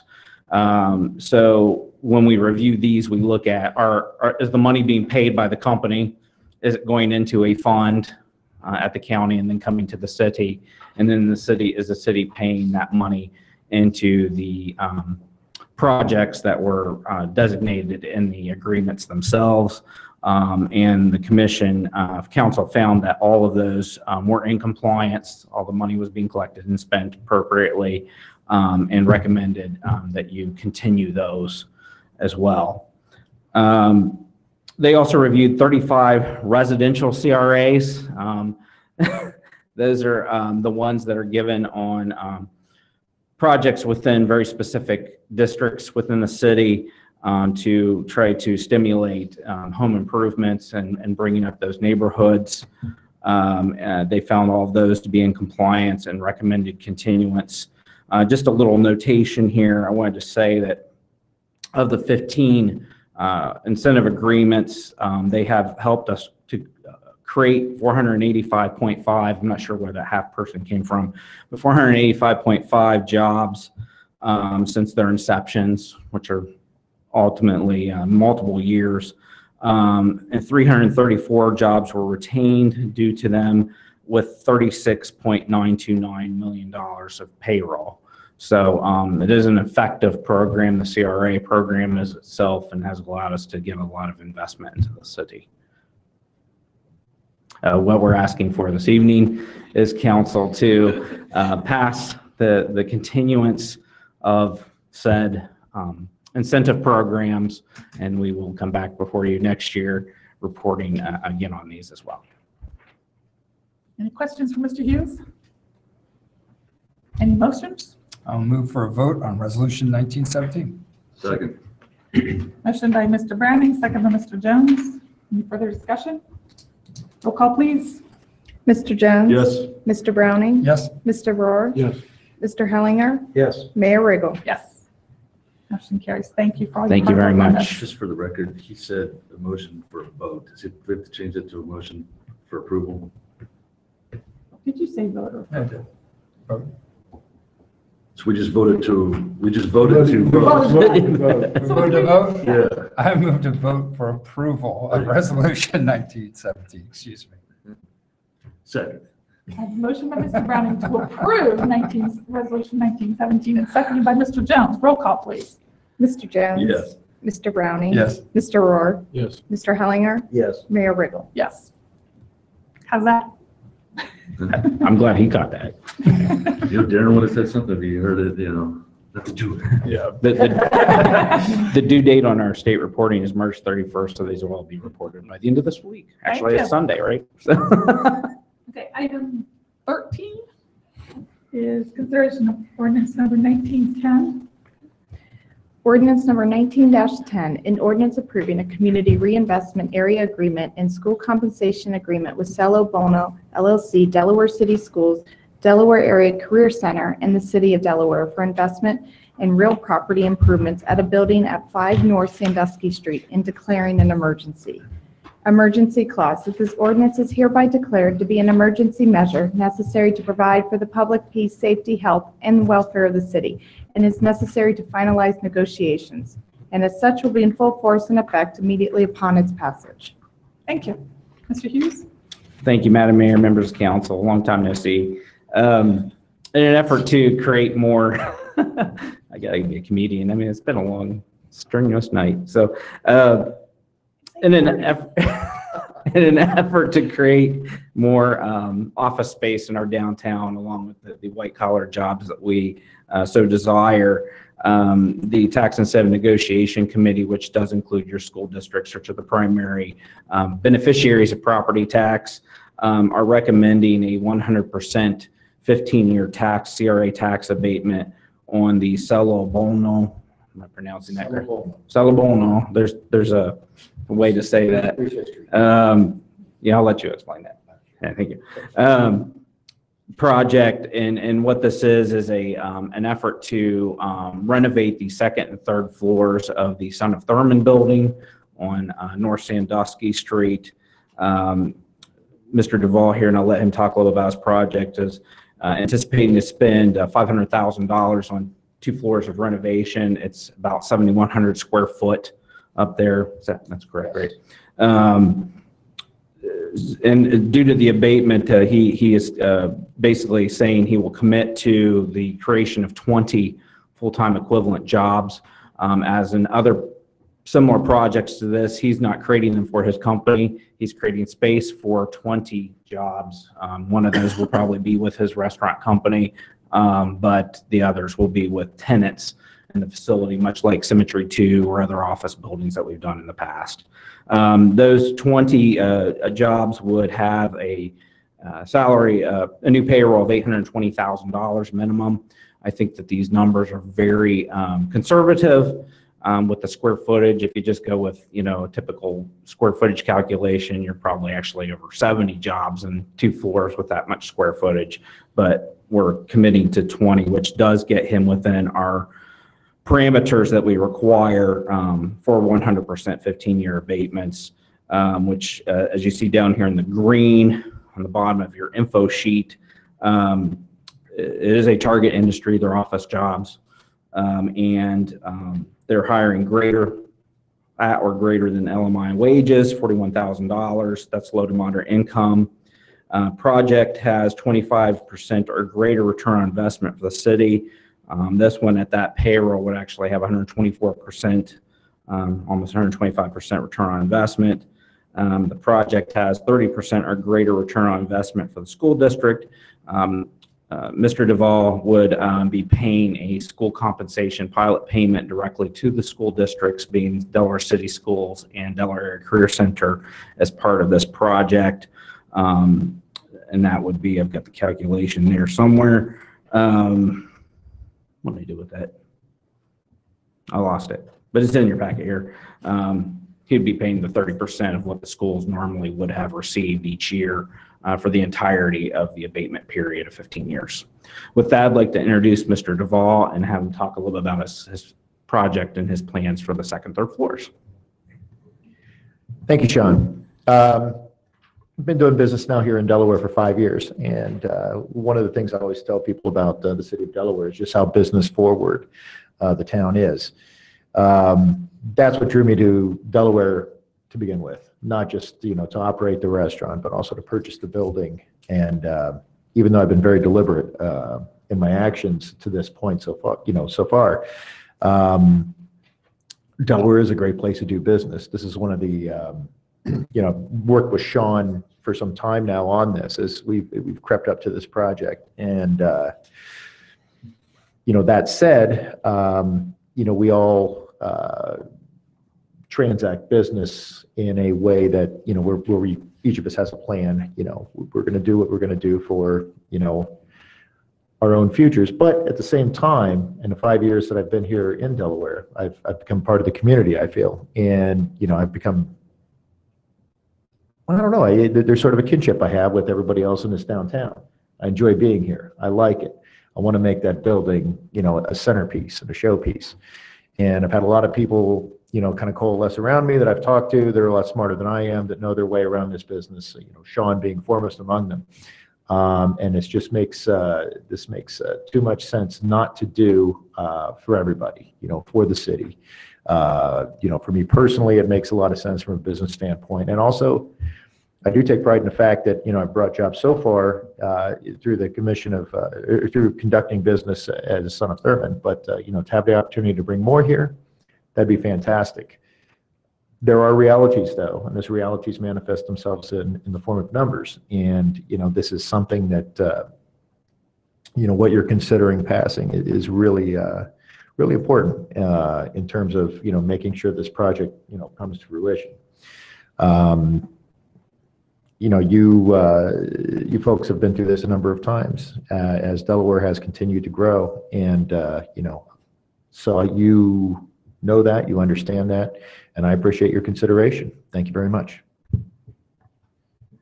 I did find the school pilot payment number, so apologize. $32.92 per year for a total of $49,386 after 15 years. So that does bring the total value of his abatement down a little bit, but it's approximately a quarter of his project, which is pretty typical with these incentives.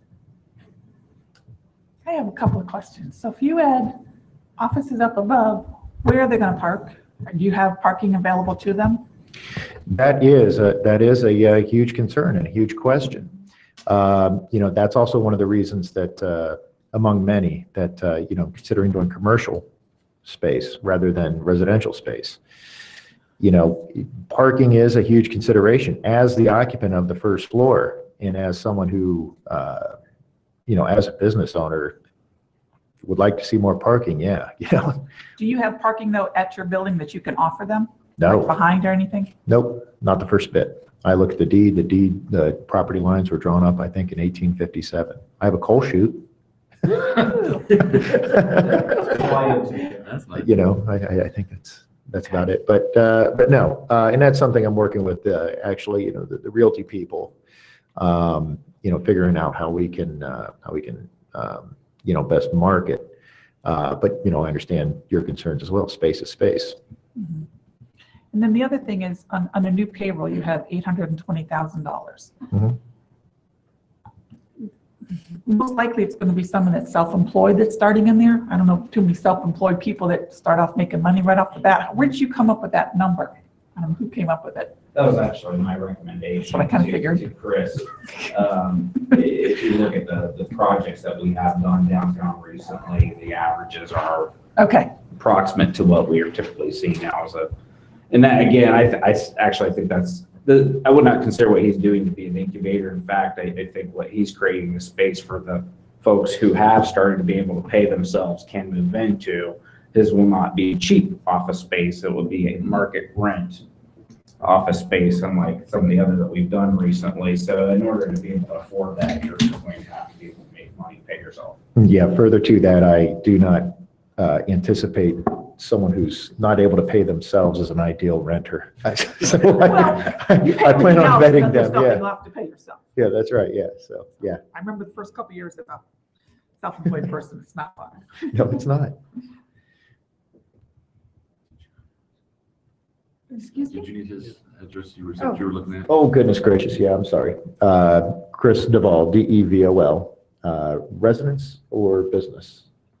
Business is fine. Business is 5 North Sandusky Street. He does not live in his business. I do not live in my business. Thank you. When you offer massages. Yeah, no, I do. I heck, I don't even eat there. No. That's not good to say. Hey, I've got blood pressure to look after. I can watch myself here. I gotta say, when I read this, I was all for it, but I've been staring at that Reds logo for the last 10 minutes. I just can't. As an Indians fan, I can't deal with it. So. In my line of work, people give us a lot of free clothing. I'm definitely not going to take his jacket off, so we're just going.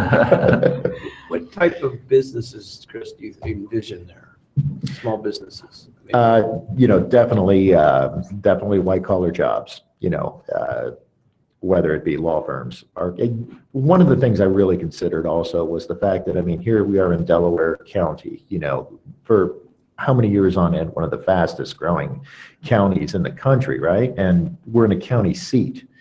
And, you know, everything that I've heard and I've discussed with Sean and realtors are there, you know, there's just such a requirement, you know, such a need. There's a paucity of office space that needs to be, I think that enables us to be pretty selective as far as whom we choose, to whom we choose to rent. So that's where we have a unique advantage. It's another part of the puzzle that, you know, makes this all that much more attractive. So Sean, my question more to you. I was talking with Tom earlier today with regards to this. How do we, from the economic incentive portion of it, knowing what those jobs are, how do we keep track of, you know, you bring in 20 jobs and they're making about 41, 42,000 a year. You're hitting your nut, you know, square on there. That's great. But, oh, by the way, half those people already worked in Delaware, or they live in Delaware. Mm-hmm.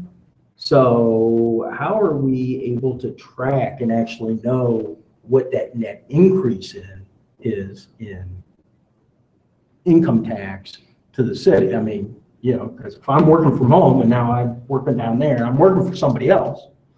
It's a net gain, of course, job, but I was already paying, you know, income tax to the city. Therefore, you know, there may not really be a net benefit. How do we track that?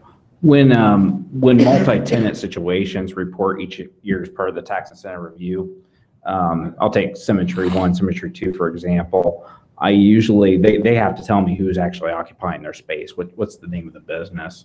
And then I actually do look to see if that business actually was located in the city before they took occupancy of the new location. And I will not allow them to count that towards their commitments if it was actually an existing, whether it was operating out of their house or whatever that might be, they can't do that. But that's called retention. Yeah, that isn't what I'm talking about, though. Let me re-explain. So I'm working for XYZ company. Mm-hmm. I work in Columbus, but I live in Delaware. Okay.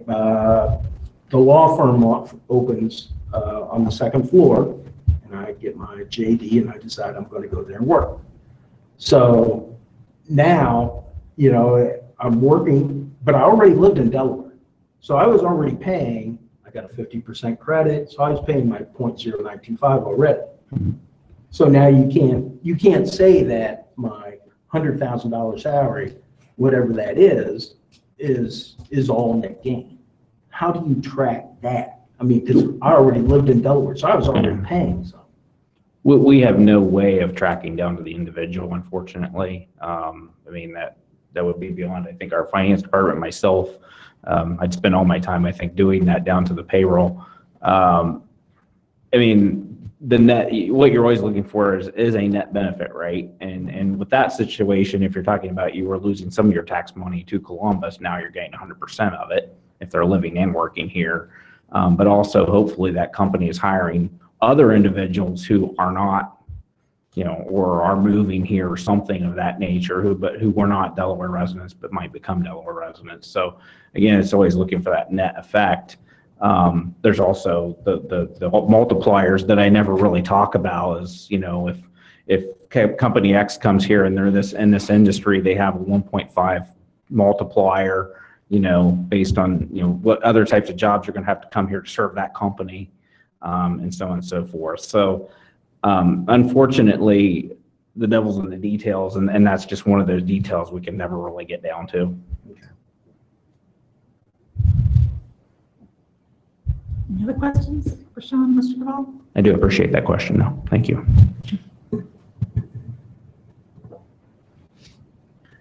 Okay, this is the first reading. Do you want to take it to a second one since first we're short a couple people tonight? I mean, I'll make a motion to approve ordinance 1910. We have to suspend the rules. Oh, yeah. And do an emergency clause. Why do we need an emergency clause? If you do not, he'll have to wait 30 days to start his project, which I don't believe he would like to do. So normally for any ED projects, we usually ask for that so they get started on their construction project as soon as possible. He can't hammer a nail until this is actually passed. You're prevented by law from doing anything. I'll make a motion to suspend the rules requiring 3 readings on ordinance 1910. Second.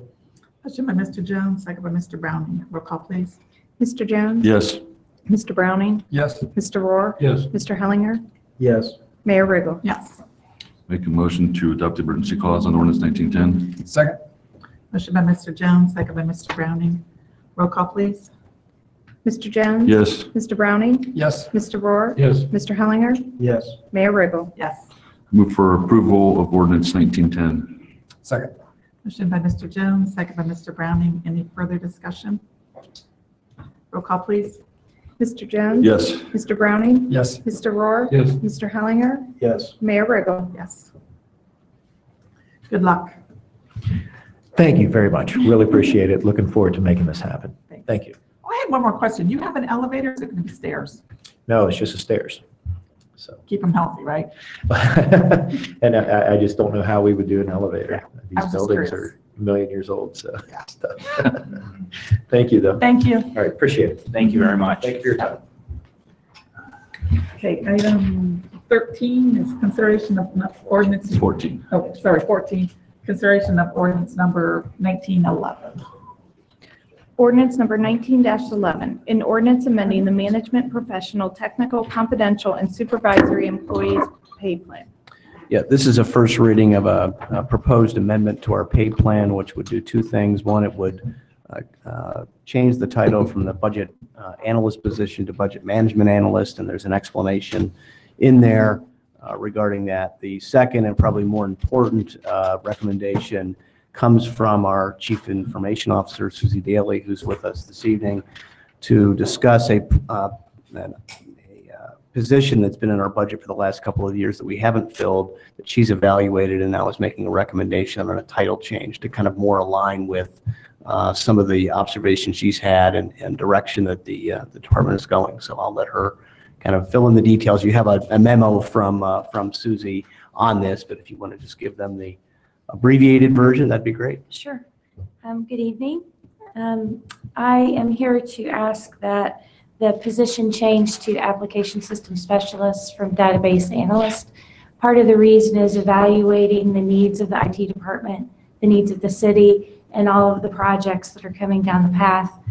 This position would take on a role to help support all of the software that the city has, specifically the new ERP system and the implementation of that, and work as an advocate between the departments, the IT department, and the city as a whole to make sure that all of the software gets utilized to the highest percentage that a software package can, and to understand the needs of the users, help with the training, help to make sure that the processes and procedures are followed by everyone, and create some standardization.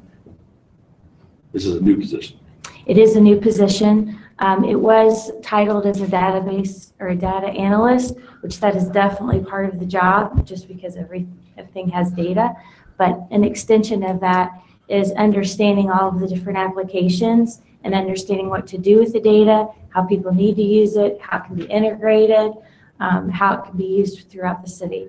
It's been a budget position. Right. It's been in the budget. Yes, it's in the budget. There's no budget change. The pay plan amounts that have been budgeted fit with the position. I guess I'm confused. This is a position that already exists? Yeah, but there's nobody in that position at this Okay, but time. we're going to, so what are we? Changing the title to more. So we're just voting on changing the title? And then recruit for the position. Again, this is, which I have no problem with, but this goes back to our retreat. This to me is an administrative thing. I don't know why we have to vote on changing the title of a position. When you adopt the pay plan, you adopt a list of titles for each position, Okay. and that's really kind of housekeeping.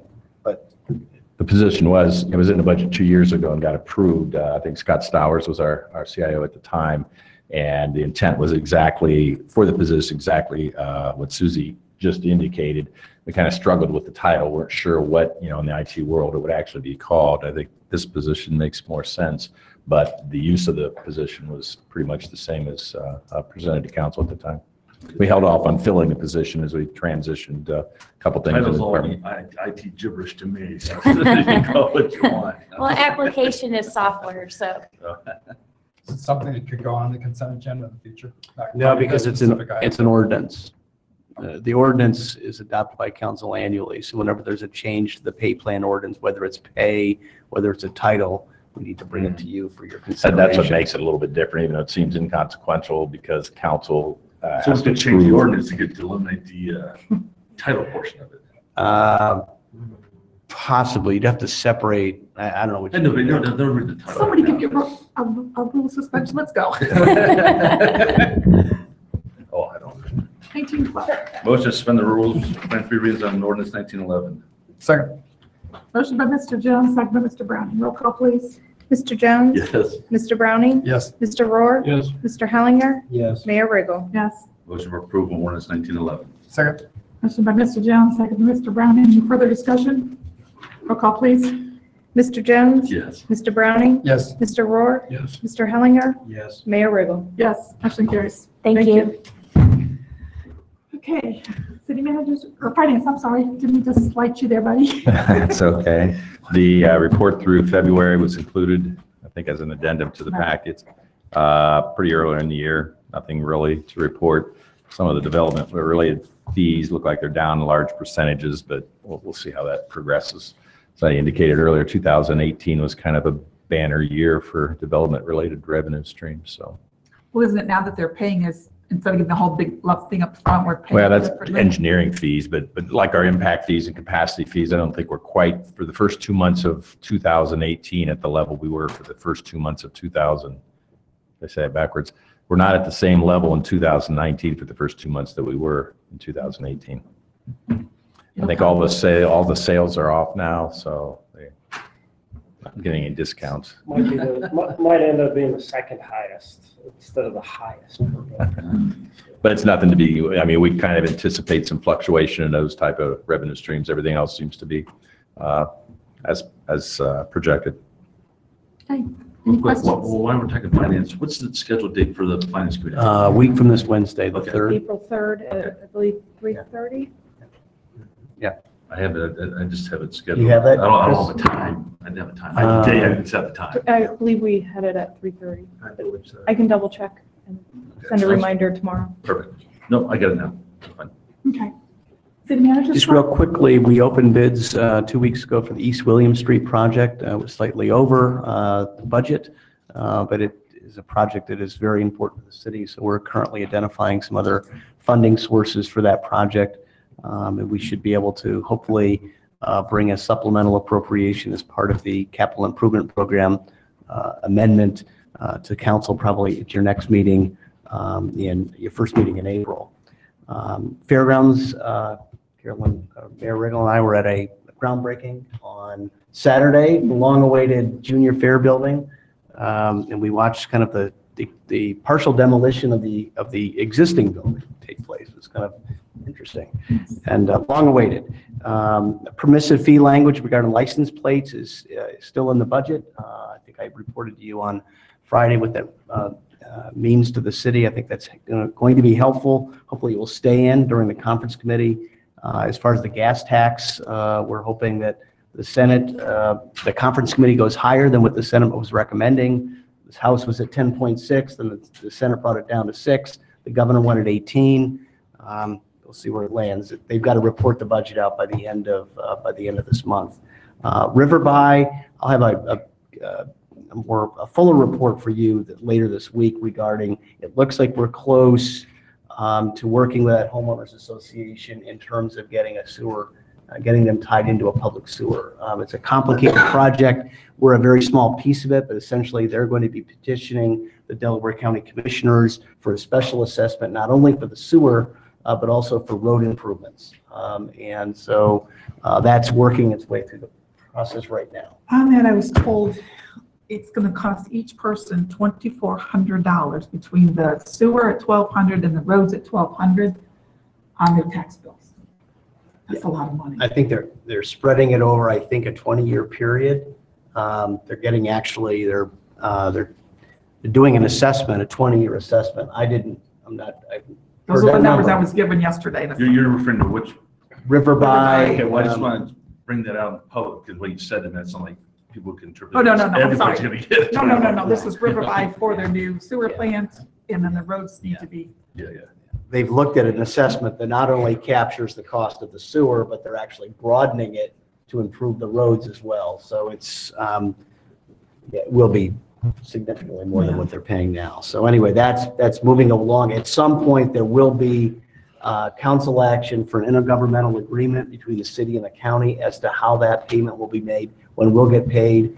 Our objective is that we get paid, and that the assessment really is between the county, Delaware County, and the homeowners out there. So that's Chris has been working on that as well. And that is, I'm saying Chris Ballard has been working on it. So that's all I have. Thank you. Council comments? Well, just briefly, going back to committee reports, even though our Public Works Committee hasn't met in a while, Director Freed and I were talking, we're going to get together this week and we're going to probably put together a meeting coming up here soon. So just want to pass that along for other members. So that's it. Okay. Browning? I don't know if this is for special events or for the chief or somebody, but St. Patty's Day was popular and maybe arguably a little too popular. There were the Chamber of Commerce, I think there's people throwing beer cans into the awning. There was broken beer bottles on the sidewalk outside, like Subway on Sandusky. So I don't know if, and I just had one of the vendors say it was worse this year than ever before. There was also an assault just up the street there too. Somebody got beat up just up the street, Clancy's as well. So. I know. Really, we kind of recognized that after the fact is probably the next iteration of downtown events, is that was really an informal event, but we kind of got our heads together and decided we need to be a little better at predicting when that many people may be downtown for a weekend event. We didn't really anticipate that many people being downtown. Overall, we didn't have a huge amount of problems, but there were probably some of those nuisance problems. But it is a significant security concern when we have that many people downtown.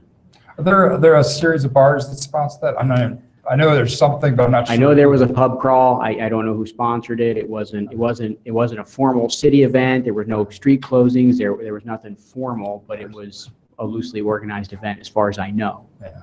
So maybe is it like maybe a ramped up police presence next year at that time? Well, I would look. It was St. Patrick's Day on a weekend. So if those things align again, not just with St. Patrick's Day, but maybe some other of like trouble, like it just if there's a party weekend or a party holiday aligns with the weekend, But typically they do that. There's always the pub crawl either the weekend. This has been going on since at least 2001 because I found records back that far. And Even if it doesn't it's fall always on on- a Saturday. Right. It always starts the same time. It's just the weather was really good and there was a lot of people But out. it just wasn't because it was St. Patrick's Day. There's always the pub crawl before around the time. So I would say we know it's coming. Maybe we should just make sure we ramp up. Agreed. Maybe they Was should this- pay for additional police presence. Exactly, that's what we talked about, yeah. Well, Is this the first year we've really had problems though? And again, I'll say Remember? that the problems were considering the number of people. We didn't have fights. We didn't have, we did have the hit skip, but it was just a lot of people, which is concerning because it can lead to problems. Right. Okay, thank you. Mr. Rowan? Nothing, thank you. Nothing. Nothing, okay. I would just like to bring to attention, Chris Ballard sent down an email regarding Sister City and our person that's on Sister City. Nothing was found wrong with that situation. She will bring forward at the next Sister City meeting, which is April 9th, yes, and report to the committee and the board what her position is with them. She's not a travel agent, but she will tell them what she does at this point. So, and I'm sure that you can be copied on that letter once it's done. So, and with that, I will not be here April 1st. I have to run to Florida. Get a work session. Well, I'm going to drive. I know it's the work session. I'm going to fly. I couldn't fly out this weekend. It was just too expensive a spring break. So I'm leaving Saturday and I will be back Tuesday. So you won't be at the work session on Thursday? I will not be at the work session. I've done those reports a few times, or those exercises with Dave since I sat on the steering committee also. So with that, I will look for a motion to adjourn. So moved. We adjourned at 8:59. April 9th.